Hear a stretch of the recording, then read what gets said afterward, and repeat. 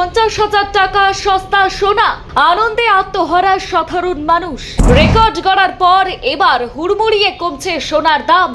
বিয়ের মরশুমে সোনার দামের এই পতন দেশবাসীকে খুশি করেছে, অথচ বিক্রেতাদের কপালে পড়ছে ভাঁজ। বর্তমানে সোনার দাম কত দাঁড়িয়েছে জানেন? দাম কি আরো কমবে? সোনার দামের এই বিশাল পতনের পেছনের কারণটা কি জানুন। কি বলছেন বিশেষজ্ঞরা? সোনার দাম নিয়ে দীর্ঘদিনের ঊর্ধ্বমুখী প্রবণতার পর এবার যেন উল্টো ছবি। একসময় যে সোনার রেকর্ডের পর রেকর্ড গড়েছিল, এখন সেই সোনার দামেই বড় সড় পতন দেখা যাচ্ছে।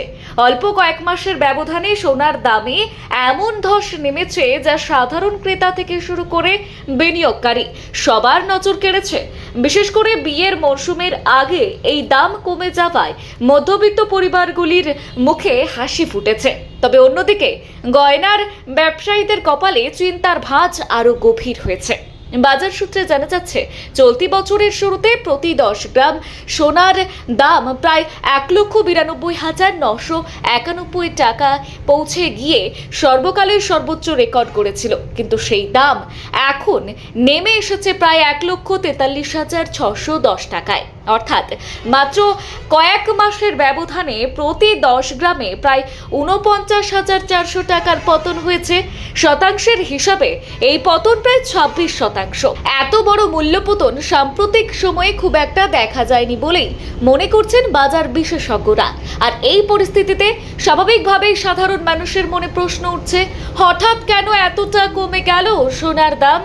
আর কি দাম কমবে, নাকি এটাই কেনাকাটার সবচেয়ে ভালো সময়? বিশেষজ্ঞদের মতে এই বড় পতনের পেছনে রয়েছে একাধিক আন্তর্জাতিক কারণ। বছরের শুরুতে বিশ্বজুড়ে রাজনৈতিক অস্থিরতা, বিশেষ করে পশ্চিম এশিয়ার সংঘাত, বিশ্ব অর্থনীতির অনিশ্চয়তা এবং বিভিন্ন দেশের কেন্দ্রীয় ব্যাংকের বিপুল পরিমাণে সোনা কেনার ফলে আন্তর্জাতিক বাজারে সোনার চাহিদা হু হু করে বেড়ে গিয়েছিল।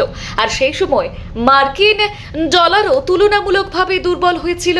পাশাপাশি সুদের হার কমতে পারে এমন আশঙ্কায় বহু বিনিয়োগকারী নিরাপদ বিনিয়োগ হিসেবে সোনার দিকেই ঝুঁকছিলেন। ফলে অল্প সময়ের মধ্যেই সোনার দাম রেকর্ড উচ্চতায় পৌঁছে যায়।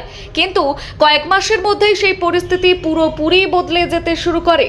এখন মার্কিন কেন্দ্রীয় ব্যাংক ফেডারেল রিজার্ভ সুদের হার কমানোর কোনো রকম তাড়াহুড়ো দেখাচ্ছে না, বরং সুদের হার আরও দীর্ঘ সময় উঁচু স্তরেই থাকতে পারে বলেই বাজারে ধারণা তৈরি হয়েছে। এমনকি আগামী দিনেও আরও কয়েক দফা সুদের হার বাড়ার সম্ভাবনার কথাও শোনা যাচ্ছে। এর ফলে অনেক বিনিয়োগকারী সোনা থেকে টাকা সরিয়ে বেশি সুদ পাওয়ার আশায় এমন অন্যান্য বিনিয়োগের দিকে ঝুঁকছেন। আর সেই কারণেই সোনার চাহিদা কমে গিয়ে দামও দ্রুত নামছে।